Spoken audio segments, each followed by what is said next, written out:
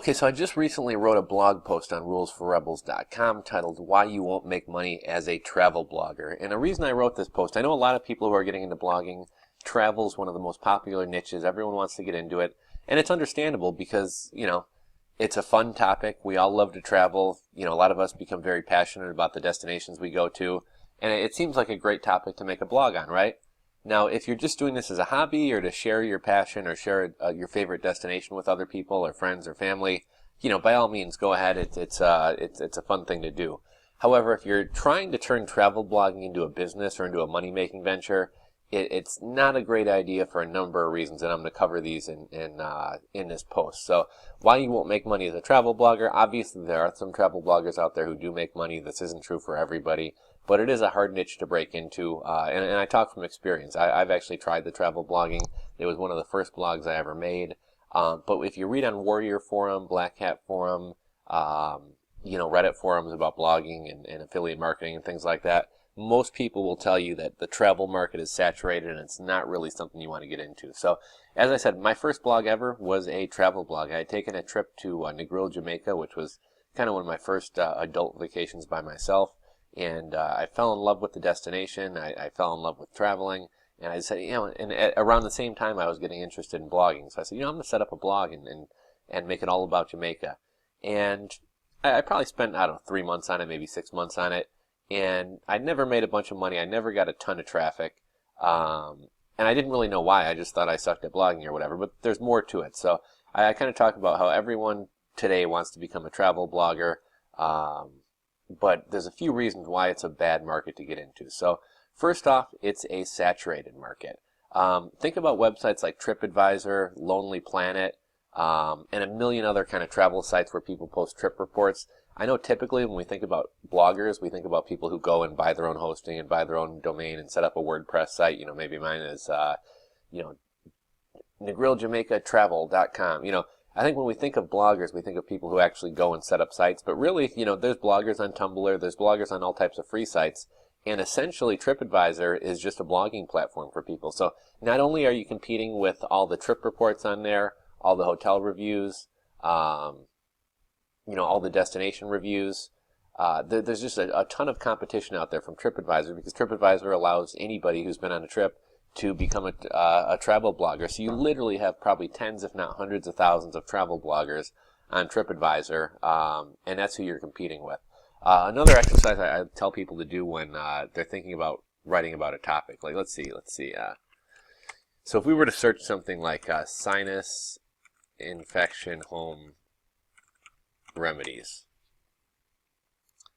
Okay, I was expecting this to be a good niche, but if you see things like WebMD popping up as e-medicine, if you see like big sites like this popping up, it's probably not a good area to get in. Now, if we were to search Negril, Jamaica, we're searching with things like TripAdvisor. We're competing with, if we were to ever want to get on the first page, we're competing with TripAdvisor. We're competing with Wikipedia.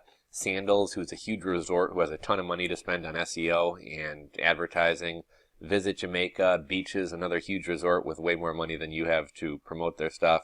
Travel Channel, Negril.com. I mean, this is who we're competing with for keywords and for first page ranking. And you're never going to get on the first page with people like this. So that's what I mean by the market is saturated. There's not only are you competing with a million travel bloggers with their own blogs and websites, you're also competing with TripAdvisor and all the trip reports and everything. And if you think about it, pretty much every hot vacation destination has like a chamber of commerce or a city who writes a blog. So Playa del Carmen is going to have the city of Playa del Carmen or chamber of commerce or whatever is going to have their own blog promoting it as a destination. Pretty much every hotel, every resort is going to have a blog telling you about all the things you can do in Playa del Carmen. So you're competing with a ton of people for these, for search engine ranking as well as keywords and things like that. Secondly, travel is not really suited to affiliate marketing. And here's what I mean by that. Most affiliate programs these days have a 24-hour cookie. So that means if, let's say you're reading my blog and you click this Terapeak ad. If within the next 24 hours you were to sign up for Terapeak, or sign up for a free Terapeak trial, and you paid and didn't quit after the 7-day trial, I would get an affiliate commission. Now think about this with travel. Let's say I see a banner ad for Apple Vacations here, and I'm like, oh, Playa del Carmen, Mexico looks like an awesome destination. I'd really like to go there. What are the chances that I'm going to click this banner and I'm going to buy instantly? Probably very low. Why? Well, first off, vacations aren't really an impulse buy. Most people think about it or save up for it. But second of all, most people aren't going to book the second they think about a vacation. Let's say I see an ad here and I'm like, I would really like to go to Cancun.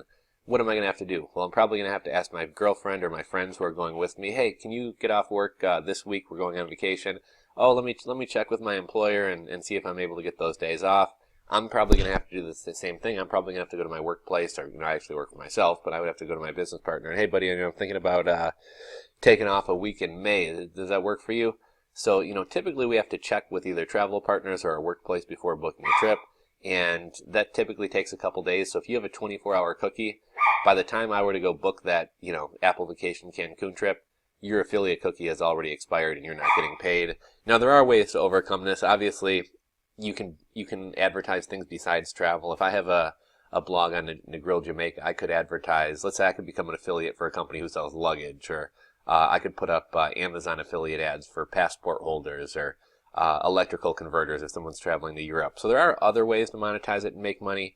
But in terms of signing up for like actual travel affiliate programs, travel itself is not really suited to affiliate programs when there's a 24-hour cookie.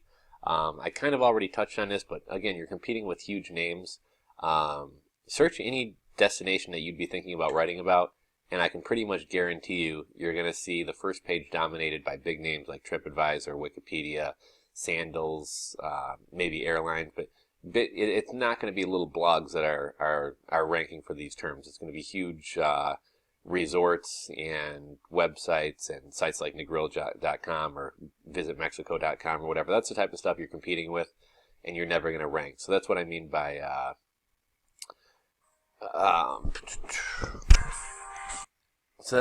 you're competing with huge names. And then lastly, and I don't say this to be mean, but you don't have the personality, potentially, to be a travel blogger or vlogger. Now think about this. Some of the most popular kind of travel shows, one of my favorites is a show called An Idiot Abroad, which is kind of more entertainment than it is travel, but it's Ricky Gervais sends his buddy to crazy destinations and tries to make him have miserable trips.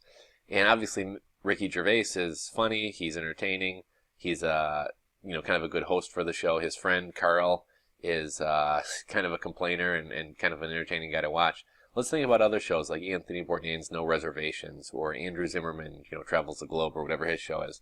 These shows are, I would say, equally as much about the personality of the host as it is about the actual destination. So yeah, when Anthony Bourdain goes to mainland China, I find it interesting watching his travels, but part of what, actually probably a good half, if not more, of what makes the show actually entertaining is Anthony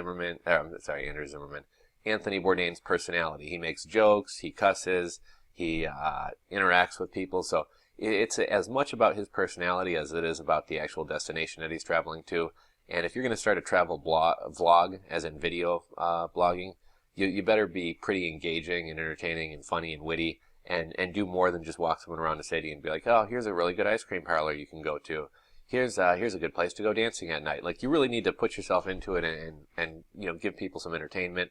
And even if you're a blogger and you're writing, people can go anywhere to read stats about a destination, or to read about the top 10 restaurants in the city. You need to have a writing style that is kind of witty and funny and engages people and makes it entertaining for people to read, so that they choose to read your blog over going to any of the other million sites where they could go get the same information. And then at the end here, I briefly talk about how to make it work. And I'm actually going to be doing a follow-up post about this. I think there's a couple little secrets or tricks to actually making some money or getting some rank in the blogging space. And like I said, I'm going to cover this more in depth. One way of doing it, however, I think is to do a top 10. Top 10 cheap eats in Miami. Top 10 outdoor adventure activities to do in Hawaii. Top 10 cheap eats in this city. Top 10 ways to, do San Francisco on a budget. Top 10 stuff does really well. It does really well at being shared on social media, because it's not long articles and it's typically bullet points. A lot of people will take the time to read it, and a lot of people are going to share it with other people. So I think top 10 type stuff is a good way to rank or to get a following. The other thing don't just make a blog about your travels, about all your various trips around the world. First off, most of us don't travel enough to really fill up a blog with all these different travels. But let's say you take 5 vacations a year, which is probably way more than the average person. And maybe you've been to Costa Rica and you've been to Hawaii and you've been to China. Don't do a blog about, oh, here's my trip to China, here's my trip to Costa Rica, here's my, because you're just falling into like you're competing with people like Andrew Zimmern or Anthony Bourdain. What I would recommend doing is writing a blog that addresses travelers' questions. So an example that I gave in here, this is crazy to me. I'm not a huge sports fan, but this is crazy to me that like people who are on vacation during the Super Bowl or the hockey playoffs or whatever else get really freaked out that they're actually going to miss out on their favorite sporting event. Like I said, I don't really care about sports, so that's not really important to me. But if I'm on vacation, I'm worried about I spent a bunch of money to enjoy my vacation. I'm trying to get away from everything at home. I'm not trying to watch the hockey playoffs or whatever, but a lot of people are crazy about that, and they will like spend hours searching for places where, who's going to have the Blackhawks game on Friday night, So addressing questions like that people want to know, if you made a blog post where to watch the NFL playoffs in Playa del Carmen, Mexico, or where to watch the Super Bowl in Negril, Jamaica, that is a post that would get a lot of views. Anybody who's going to be any sports fan who's going to be at that particular destination during whatever sporting event that is, I can guarantee you is going to be visiting your blog, because there's not a whole lot of blogs out there that are addressing that question. And those people are going to go, 20 pages deep in Google trying to find where they can watch the Super Bowl in Playa del Carmen, Mexico, or Cancun, or whatever else.